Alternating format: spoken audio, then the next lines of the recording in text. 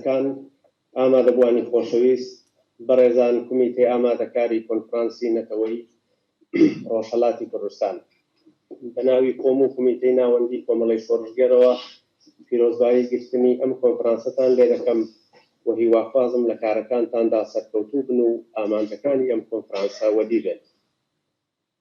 وتەکانم بەو بیتە لە شێعری شاعری کورد زێوەر دەست پێ دەکەم کە ڕەنگە لەگەڵ ڕوحی ئەم کۆنفرانسەش گونجاو بێت. شەڕی ژینە لەسەر سەتحی زەمین کەوتۆتە ناو عالەم، بەناو ئەو حربەدا نادان حیاتی خۆی دەدۆڕێنێ. بەڕێزان، ئەگەر سەدەی بیستەم مێژوو ڕێڕەوی مرۆڤایەتی کەوتە ژێر کارەگەری و مطلقگرایی ئیدۆلۆژیەوە و سەرجەمی بارودۆخی سیاسی کۆمەڵایەتی و ئابووری مرۆڤ لە چوارچێوەی ئیدۆلۆژیە جیاوازەکاندا پێناسە دەکرا، سەدەی 21 بە پرسی شناس و هۆویەت دەستی پێکرد. تەنانەت لە بەرامبەر گلۆبالیزم و بەجیهانی بوونی لیبرالیزمیشدا گەڕانەوە بۆ خۆ و چەمکی نسبیەتی کولتوری سەری هەڵدا.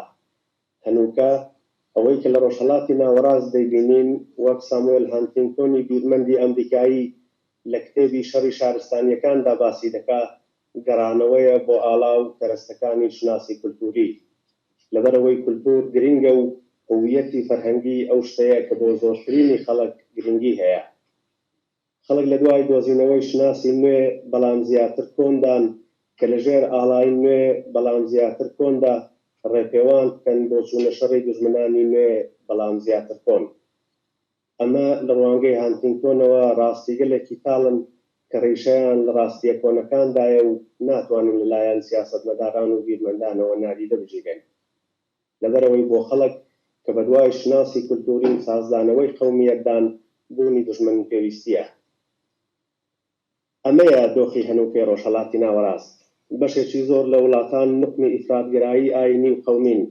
شەڕی خەندەقەکان لە زۆر شوێن لە ئارادایە ناسیۆنالیزمی تورکی ئاوێتەی ئیسلامگرایی کراوە و بێپەروا هێرش دەکاتە سەر هەموو ئەو خەڵک و بەهایانەی لە خۆی ناسن.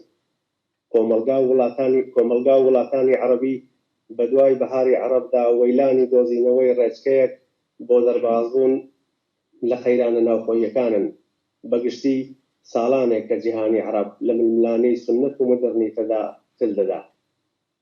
ئێرانی کۆماری ئیسلامیش کە حەوزەی کار و چالاکی خۆمانە ڕەش و سپی و عەرەب و عەجەم و جوولەکە و هەموو کەسی لەو ناوچەیە کردۆتە ئامانج. خاڵی هاوبەشی هەر سێ نەتەوەکە ڕەنگە لەو قسەی مایکل دیبدینی بریتانیاییدا خۆی بدۆزێتەوە کە لە کتێبی زەلکاوی مردوودا دەڵێ بەبێ ئەوەی نەفرەتمان بێ لەو شتەی کە نین ناتوانین ئەو شتەمان خۆش بوێت کە هەین. یەک لەو شتانەی کە نین کوردە، ئەوان هیچیان کورد نین. ئامادەبوانی خۆشەویست، تا ئەو جێی دەگەڕێتەوە سەر بارودۆخی ناوخۆی ئێران بە کورتی چەند خاڵتان عەرز دەکەم کە لە ڕوانگەی ئێمەوە دۆخێکیان خوڵقاندووە کە لە ئەگەری هەر سناریۆیەکدا کۆماری ئیسلامی وەک خۆی نامێنێتەوە. یەکەم پرسی قەیرانی مەشروعیەتی دەستگای حاکمیەتی کۆماری ئیسلامی. هەنووکە مەشروعیەت و مەقبولیەت لە نزمترین ئاستی خۆیدایە. دووهەم پرسی نەمانی کارامەیی و لە دەستدانی توانی زاڵبوون بەسەر قەیرانەکاندا، بەدەست زیاتر قەیرانی ئابووریە. سێهەم پرسی ئەوەی پێی دەڵێن عەدەمی ئینسجامی نخبەگان، ململانەی دەسەڵاتداران بە بەرچاوی خەڵکەوە ڕوت و عریان بووە. چوارەم کێشە دەرەکیەکانی کۆماری ئیسلامی هەم لە ناوچەکە و هەم لە کۆمەلگای نێونەتەوەییشدا.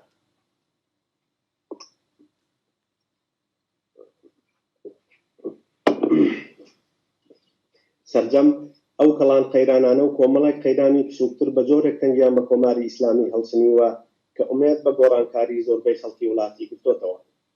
پرسیار ئەوەیە لەو هاتوونەهاتە لەو گەرمەی گۆڕانکاری تەحولاتی کۆمەڵایەتیدا ئێمە وەک کوردی ڕۆژهەڵات چ دەکەین؟ چۆن شەنگی خۆمان لەم پڕەدێنینە دەر؟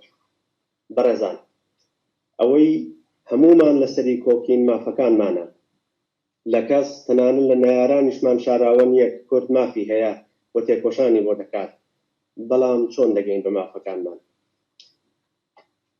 ئێمە لێرە ڕاستە باسی پرسی کورد دەکەین بەگشتی و بە حەقیقەتیش پێویستە بیکەین، بەڵام لە بیرمان نەچێتەوە پرسی سەرەکی ئێمە کوردی ڕۆژهەڵات و خەبات و تێکۆشانی و بە سەرنجام گەیاندنی داواکاریەکانیەتی.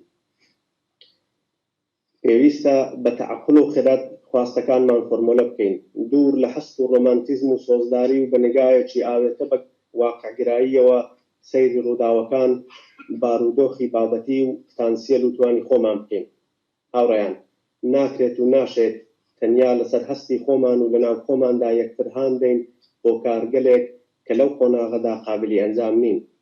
خزمەتی گەورە بەگەلەکەمان هەنووکە پرۆمۆت و عەرزەی گوتار و گفتمانیەتی، ئەرکمانە دۆست و هاوپەیمان و هاوبەرژەوەند و هاوسۆزی بۆ پەیداکەین، ئەرکی گشتی و نیشتمانی دیاری بکەین و خەباتی تاک و حیزب هاوتەری بکەین بۆ خزمەت بە بەرژەوەندی هاوبەش. هاوڕێیان، کورد سوودمەندی سەرەکیە لە ڕووخانی کۆماری ئیسلامی و زەرمەندی یەکەمیشە لەمانەوەی ئەو نیزامە. لەو پەیوەندەدا و کاتێک کە دەزانین کە دەسەڵات بەتەنیا بە ئێمە ناڕوخێ، پێویستمان بە هاوکاری و تەئامل لەگەڵ هێزە سەرتاسەریەکانە بە پاراستنی بەرژەوەندیەکانمانەوە. هاوکاریان لەگەڵ بکەین و نەسڵمەینەوە. ئێران بە تەحلیلی هەمومان پێویستی بە قەراردادێکی کۆمەڵایەتی نوێیە کە هی هەمومان بێت و بۆ هەمووان بێت. ئەمە پێویستی ئەو ڕۆمانە، ڕەنگ بێ هەروەک هێگێل دەڵێ مێژووی مرۆڤایەتی مطلقی تێدا نییە، حەقیقەت شتێکی بڕدراوە، دراوێکی ئەبەدی نییە، بەڵکو دەرکەوتەیەکە لە گەشە و گۆڕان و کشاندایە، لەدایک دەبێت و لەناو دەچێت، مێژوو حەقیقەت بەرهەم دێنێت، ئاوها لە ناویشی دەبات و دەیخاتە دواوە و بە فۆرمێکی باڵاتری حەقیقەت جێگای دەگرێتەوە. هەموو حەقیقەتێک بەشێکی نزمە لە حەقیقەتێکی باڵاتر، هەموو شتێک مەرزدارە، بەڵام لە هەموو سەردەم و قۆناغێکدا جۆرێک لە هوشیاری هەیە کە نوێنەرایەتی حەقیقەت دەکات یان باڵاترین پلەی گەشەی حەقیقەت بەرجەستە دەکاتەوە. ڕەنگ بێ ئەوەی ئەمڕۆ پێمان گونجاوە سبەینە گۆڕانی بەسەردا بێت و داخوازی ئێمەش جۆرێکی دیکە بێت. سەرنجام ئێمە پێشوازی دەکەین لەو کۆنفرانسە، ڕەنگە وەک خۆشتان بزانن کۆمەڵەی شۆڕژێر کار بۆ کۆنگرەی ڕۆژهەڵاتی لە دوای کۆنگرەی چاردەوە واتە 5 ساڵە لە بەرنامەدایە. هەم پێشکەشی حیزبەکانی ناوەندی هاوکاری کردووە و هەم کۆمەڵانی خەڵکی لێ ئاگادار کردوێتەوە. ئێستاش کە ئێوەی بەڕێز بەو ئەرکە هەستاون پێشوازی لێ دەکەین و هاوکارتان دەبین بۆ بە سەرنجام گەیاندنی ئەرکەکانتان.